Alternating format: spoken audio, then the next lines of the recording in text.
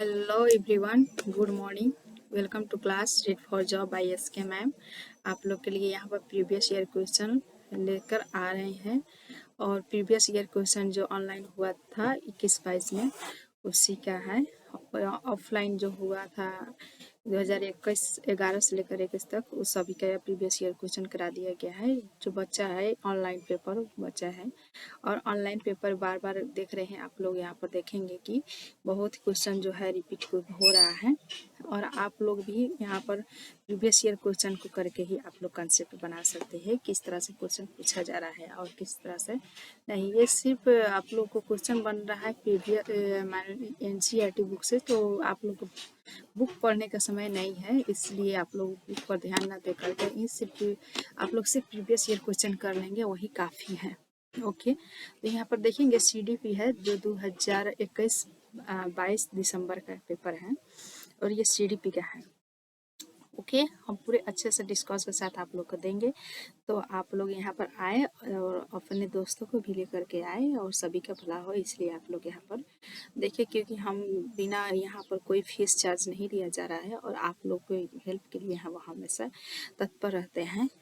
इसलिए मेरे अनुभव से हम आप लोग को कह रहे हैं कि प्रीवियस ईयर क्वेश्चन करना अति आवश्यक है। ओके, यहाँ पर देखेंगे प्रीवियस ईयर क्वेश्चन जो हमारा है। फर्स्ट क्वेश्चन, विकास के किस क्षेत्र का संबंध बौद्धिक सामर्थ्यों जैसे कि ध्यान, स्मृति, समस्या समाधान, कल्पना और रचना करने से होता है? ये ऑप्शन दिया गया है, तो ये 4 ऑप्शन से किस में है ये? जो जैसे स्मृति, समस्या को समाधान करने का, कल्पना करने का क्षमता होता है, तो हमारा जो संज्ञानात्मक क्षेत्र है उसमें है। जो हमारा माइंड में जो एक संज्ञान होता है, इसमें स्कीमा के अंदर जो संज्ञान बना होता है उसी से हम सभी के बारे में सोच सकते हैं, अपनी चिंताओं को समाधान कर सकते हैं।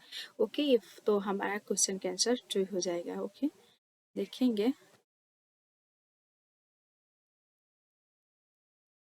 नेक्स्ट। यहाँ पर बाइलिंगुअल है, आप लोग देख सकते हैं दोनों को। यहाँ पर हिंदी में हम आप लोग अच्छे से डिस्कस कर देंगे। सना ने अपनी कमीज का बटन बंद करने और कलम पकड़ना सीखने से पहले गिलास और बोतल पकड़ना सीख लिया है। यह उदाहरण किस ओर संकेत करता है? तो ये उदाहरण किस ओर संकेत करता है? विकास एक आयामी है, विकास बहुआयामी है, एक आयामी नहीं है। विकास की दिशा शीर्षगामी है, शीर्ष से लेकर पैर तक होता है विकास, सिर्फ शीर्षगामी या नहीं है। या विकास की दिशा अधोगामी है, विकास की दिशा यहाँ पर पूछा जा रहा है कि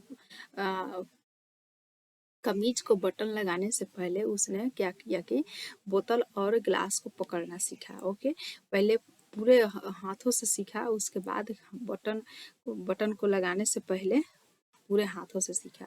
तो यहाँ क्या हो गया कि बीच के केंद्र से बाहर की ओर जाना, तो इसे हम क्या कहते हैं हिंदी में? विकास की दिशा अधोगामी है। ओके, इसका ऑप्शन के हिसाब से, जो क्वेश्चन के हिसाब से हम ऑप्शन में टिक लगाएंगे और देखेंगे।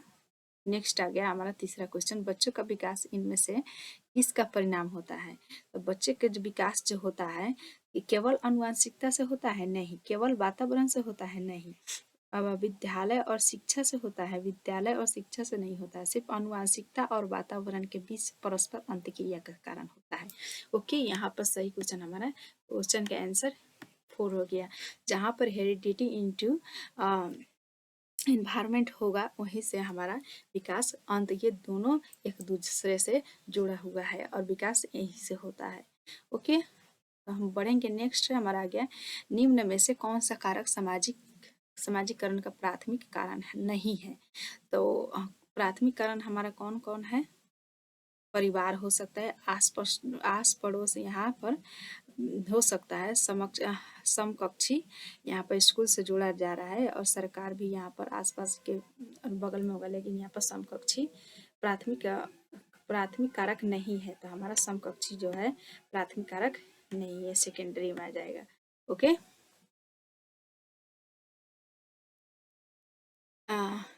हाइंस की दुविधा पर बच्चों की प्रतिक्रिया के आधार पर लॉरेंस कोहलबर्ग ने किस विकास की विभिन्न अवस्थाओं को प्रतिपादित किया?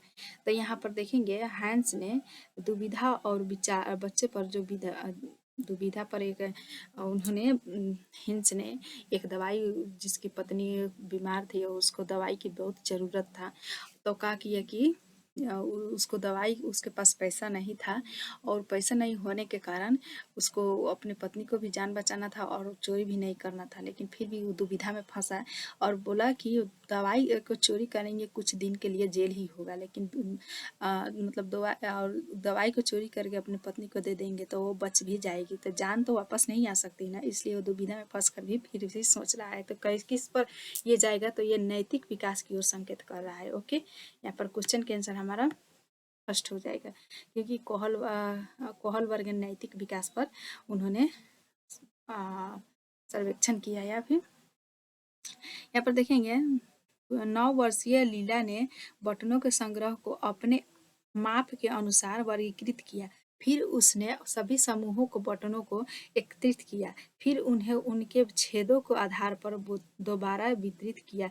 जीन पियाजे के संज्ञानात्मक विकास के अनुसार लीला क्या करे, तो एक बच्ची है जो वर्गीकरण कर रहा है और फिर उसको वर्गीकरण का करने का उसको जो है उसको मतलब समझ है कि हाँ वर्गीकरण करना है, छेद को हटा दिया फिर उसको ढक रहा है, तो कौन सा बच्चा हो सकता, पूर्व संक्रियात्मक बच्चा तो नहीं हो सकता है ना, ये अमूर्त संक्रियात्मक तो ये बहुत बड़ा हो गया। और यहाँ पर मूर्त संक्रियात्मक जो है यह 6 वर्ष से लेकर 12 वर्ष की अवस्था में है, ये यहीं पर हो जाएगा हमारा क्वेश्चन के आंसर। ओके, वही जो कर सकता है। देखेंगे हम, जब बच्चे अपने अनुभव को अपने वर्तमान स्कीमा में समाहित करते हैं तो उसको क्या कहा जाता है। जब वर्तमान स्कीमा को समाहित करता है उसे हम क्या कहेंगे, उसे समायोजन कहेंगे। ओके, उसके हम समायोजन कहेंगे। ओके, क्योंकि ये समाहित कर रहा है, उसमें मिलने का कोशिश कर रहा है। और वर्तमान स्कीमा में यहाँ पर जोड़ने के जब भी बात करेगा उसे आत्मसातकरण कहेंगे, लेकिन यहाँ पर समाहित करने का बात कर रहे हैं तो यहाँ पर हम समायोजन कहेंगे। ओके, नेक्स्ट क्वेश्चन हमारा आ गया, लॉरेंस कॉल वर्ग के संज्ञानात्मक विकास के सिद्धांत को डैश कहा जाता है, क्योंकि ये तर्क देता है कि बच्चों की सीखना संदर्भ में होता है। इस संदर्भ में होता है। लॉरेंस बाइगोत्स्की ने क्या कहा है कि सामाजिक संस्कृति से यहाँ पर बच्चे का विकास सीखना संभव होता है। ओके, लेबाइगोस्की ने हमेशा सामाजिक संस्कृति की बात कही है। तो यहाँ पर याद करेंगे रखेंगे कि अलग अलग मनोवैज्ञानिक ने अलग अलग विकास के बारे में अलग अलग यहाँ पर उदाहरण दिया है, बताया है। तो देखेंगे, जब कोई अध्यापिका किसी विद्यार्थी को उसके विकास के निकटस्थ क्षेत्र पर पहुँचाने के लिए सहायता को उसके निष्पादन के वर्तमान स्तर के अनुरूप ढालती है, तो अध्यापिका किस नीति का प्रयोग कर रही है। तो यहाँ पर जब भी सहायता का बात है तो यहाँ पर सहयोगात्मक अधिगम का प्रयोग करें। सहयोगात्मक करें, जब कोई अध्यापक या किसी विद्यार्थी को उसके विकास के निकटस्थ क्षेत्र पहुंचाने के लिए सहायता दे को उसके निष्पादन के वर्तमान स्तर के अनुरूप ढालती है, तो अध्यापिका किस ओर संकेत करे, तो उसे सहयोगात्मक अधिगम की ओर संकेत कर रही है। देखेंगे, एक प्रगतिशील कक्षा में क्या होना चाहिए। प्रगतिशील कक्षा में इसे क्या कहा जाता है, तो प्रगतिशील कक्षा उसे कहा जाए प्रगति की तरफ बढ़े, बच्चे का विकास हो, संभव हो, सब तरह से उसको एक्टिविटी के द्वारा एकदम पूरा नॉलेज दिया जाए। ओके, तो उसके कहेंगे शिक्षण पाठ्य पुस्तक केंद्रित होना चाहिए, नहीं। योगात्मक परीक्षा पर बल देना चाहिए, परीक्षा पर भी बल नहीं देना चाहिए। विद्यार्थी अध्ययन में सक्रिय भूमिका निभाते हैं, ये सही है। अध्यापक दंड और पुरस्कार द्वारा छात्रों का शिक्षण को दिशा में, दंड और पुरस्कार द्वारा छात्रों को दिशा में नहीं ले जाना है, बल्कि विद्यार्थी अध्यापन के सक्रिय भूमिका निभाना चाहिए। ओके, वहाँ पर उसको एक्टिविटी के द्वारा उसको कराया जाना चाहिए और स्वतंत्र भी रखना चाहिए, निर्भय रखना चाहिए, उसे डर के अवस्था में नहीं रखना है। ओके, डैश बुद्धि कौशल उस कौशल की ओर संकेत करता है जो कि दूसरों के मनोदशाओं, संभावों और आशयों को पहचानता है तथा उन पर उपयुक्त प्रतिक्रिया देता है। इसे क्या कहेंगे, जब दूसरों को मनोदशा को पहचाने उसे क्या कहेंगे हम,